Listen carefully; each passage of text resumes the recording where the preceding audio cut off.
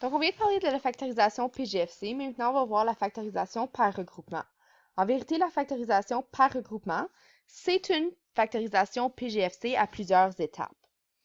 Les regroupements, pour pouvoir avoir des choses en commun, on se rappelle que les choses en commun, les facteurs en commun, peuvent être un monombre, mais peuvent aussi être un binôme ou un trinôme ou un polynôme à quatre termes, etc. Pour être capable d'avoir ces éléments-là en commun, il faut au moins que tous ces éléments-là aient le même nombre de termes. Pour que ça ce soit possible, il faut qu'on soit capable de faire des regroupements justement avec ces nombres de termes-là égaux. Qu'est-ce qui est possible? On sait que tout nombre de termes pairs, comme 4, 6, 8, 10, ainsi de suite, peuvent se décomposer en plusieurs groupes de 2. 4, ça serait 2 groupes de 2, 6, ça serait 3 groupes de 2, 8, ça serait 4 groupes de 2, ainsi de suite. Il y a aussi d'autres façons de faire des regroupements. Par exemple, pour 6, on pourrait avoir 2 groupes de 3. Il y a aussi des nombres impairs, comme 9 termes, qui pourraient se séparer en 3 groupes de 3. Chacun des groupes ont le même nombre de termes. Donc, il y a la possibilité qu'on puisse faire quelque chose avec ça. Bien sûr, ce n'est pas le seul critère. On va voir comment, avec des exemples, la factorisation par regroupement fait un lien avec le PGFC. Justement, comme toujours, on va s'apercevoir que la première étape de la factorisation, c'est vérifier si on a un PGFC. Maintenant, bien sûr, on parle d'un PGFC à tous nos termes, si on parle de factorisation PGFC de base. Je prends mon exemple A, je vais m'apercevoir que je n'ai pas un facteur A à tous mes termes. Je n'ai pas un facteur 5 à tous mes termes. Je n'ai pas un facteur X à tous mes termes. Toutefois, je m'aperçois que certains de ces facteurs-là se répètent dans certains termes. Ça, c'est une indication, un indice, une autre partie du critère qui nous fait penser que ça serait une possibilité d'aller de l'avant avec une factorisation par regroupement. Si on regarde la factorisation par regroupement, l'idée est de justement faire des groupes. Donc, si je prends mes deux premiers termes, ça peut être un groupe, mes deux deuxièmes termes, dernier terme, ça peut être un autre groupe. Remarquez qu'ils ont la même grandeur, ayant deux termes chacun. Ce qu'on va faire par la suite, c'est qu'on va regarder uniquement un groupe à la fois. Donc, si je regarde mon premier groupe, je vais faire une factorisation de type PGFC. Donc, je vais mettre en évidence mon PGFC de X. Je vais compléter cette factorisation-là en me posant X fois quoi donne mon premier terme, X fois quoi donne mon prochain terme.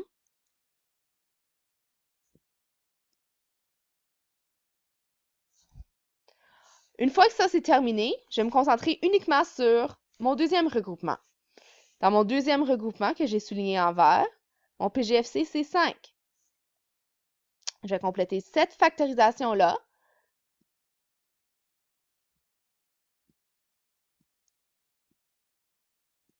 Et voici ce que j'obtiens. Mon premier X fait pas mal pitié. Je vais essayer de l'embellir. Et voilà. Maintenant, qu'est-ce qu'on s'aperçoit? On a passé de quelque chose qui avait 4 termes à quelque chose qui a maintenant 2 termes. J'ai encore le plus qui est venu se glisser ici. Donc, je ne peux pas dire que c'est une forme complètement factorisée en ce moment. Mais je peux quand même avancer dans mon raisonnement. Donc, ce que je vois dans mes deux termes, c'est qu'ils ont un PGFC en commun. Ce PGFC-là est un binôme dans ce cas-ci. Aucun problème. Je peux le mettre en évidence.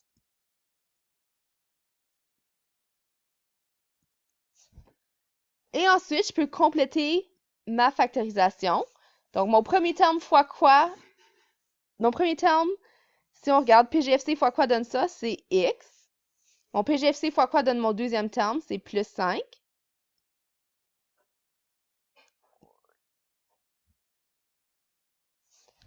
Et voilà, maintenant j'ai véritablement un polynôme fois un autre polynôme. C'est une forme complètement factorisée. En faisant 2 fois la factorisation PGFC, on a pu tout factoriser cela. Si on regarde notre prochain exemple, il va falloir réaliser que c'est pas l'ordre qui est toujours présenté qui est l'ordre gagnant en bout de ligne. Si on regarde justement, on a 6 termes dans le prochain exemple, on va s'apercevoir qu'il n'y a pas un PGFC à tous nos termes. Mais en faisant cette étude-là du PGFC global, on va voir qu'il y a certains termes qui ont quelque chose en commun. Donc, si on a ça, on va aller de l'avant, on a système, terme, on peut faire 3 regroupements de 2, on peut faire 3 regroupements de 2 regroupements de 3, pardon, ou 3 regroupements de 2. Et puis, c'est donc possible d'étudier la possibilité d'une factorisation par regroupement. Si je regardais juste les premiers 2 termes dans l'ordre qui sont en tant qu'un regroupement, je m'apercevrais qu'il n'y aurait absolument rien comme facteur en commun. C'est clair, net et précis que ce n'est pas un bon regroupement. Donc, on peut aller chercher autre chose pour continuer tout ça. Il s'agit de déplacer nos termes pour qu'ils soient dans un ordre de façon à ce qu'on obtienne justement le même genre de résultat qu'on avait auparavant. Donc, c'est très possible qu'il faut qu'on travaille assez fort pour trouver le bon regroupement. Par exemple, si j'essayais le premier regroupement qui semble avoir de l'allure à mes yeux, par exemple, mon premier terme, on sait qu'il n'y a rien en commun avec mon prochain terme, peut-être j'essaierais le terme d'après. Ça a l'air bon. Je regarde ces 2 termes-là en commun. Remarquez que je n'ai pas vraiment besoin de tout réécrire mes termes. Je peux faire mon regroupement dans ma tête. Je pourrais bien sûr les réécrire dans un ordre différent pour suivre mon regroupement un peu mieux. Ça serait pas mauvais, mais pas essentiel non plus. Donc, si je regarde ces 2 termes-là, on a clairement notre 2A qui est en commun. On peut terminer notre factorisation de ce regroupement-là.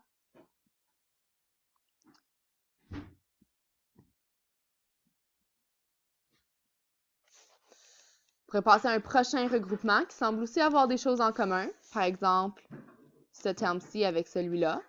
On a un facteur de moins B qui est très clairement en commun.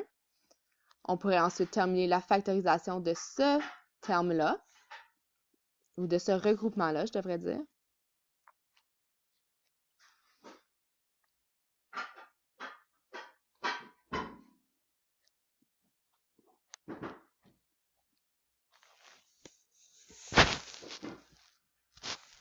Puis si je continuais avec mon dernier regroupement, qu'il me reste, bien à ce moment-là,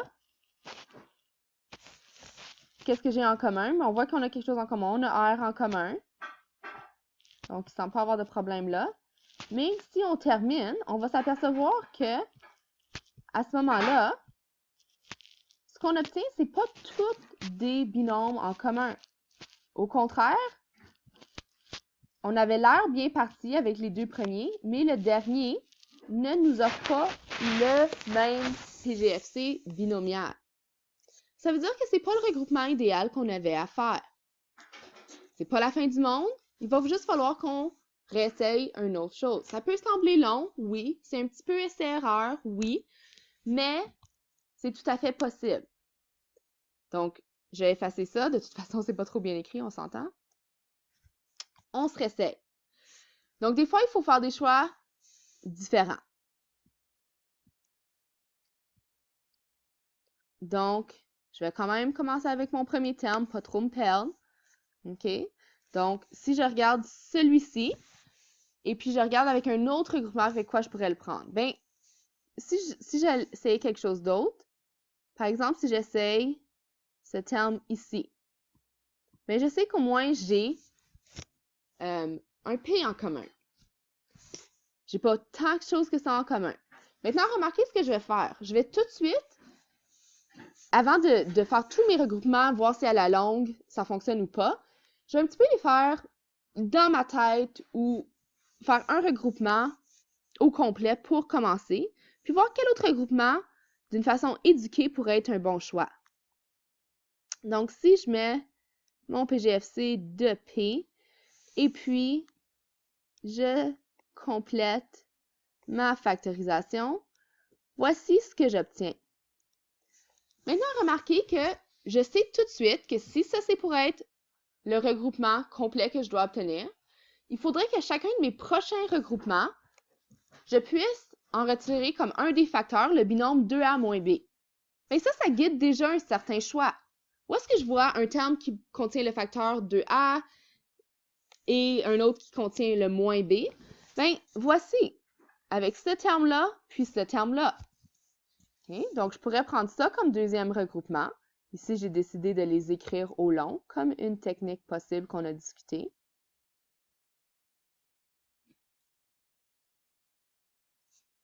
Mon PGFC est mis en évidence.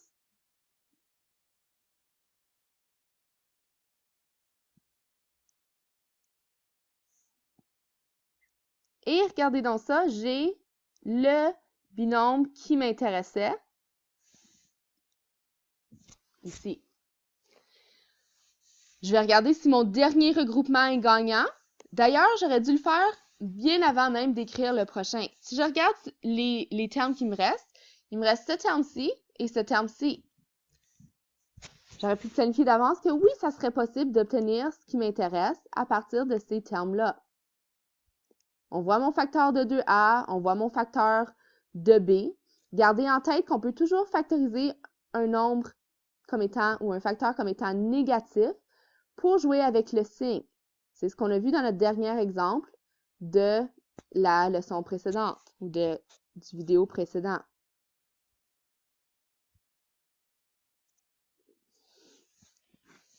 J'ai discuté avec mon écran. Je vais continuer quand même. Donc, si on regarde, ensuite, notre PGFC, pas très visible à cause de la difficulté qu'on a ici, je pourrais mettre en évidence moins R. Moins R fois quoi? 2A moins B. Remarquez l'importance du fait que j'ai mis en évidence pas seulement R, mais bel et bien moins R. C'est important ici parce que on aurait autrement eu moins 2A plus B à l'intérieur de ma parenthèse. Puis bien sûr, c'est pas ça qu'il y aurait en commun avec tous mes termes. Maintenant, par contre, j'ai bel et bien un facteur qui est commun à mes trois termes que je viens de former, qui est 2A moins B. Je peux le mettre en évidence et ensuite, je peux compléter ma factorisation en me posant bien sûr la bonne question. Chacun des termes doit être multiplié par quoi en concordance avec mon PGFC. Et finalement, avec un peu de travail, oui, mais j'ai quand même terminé tout ce que j'avais à voir avec quelque chose qui est complètement en multiplication, donc qui suit la définition d'une forme complètement factorisée.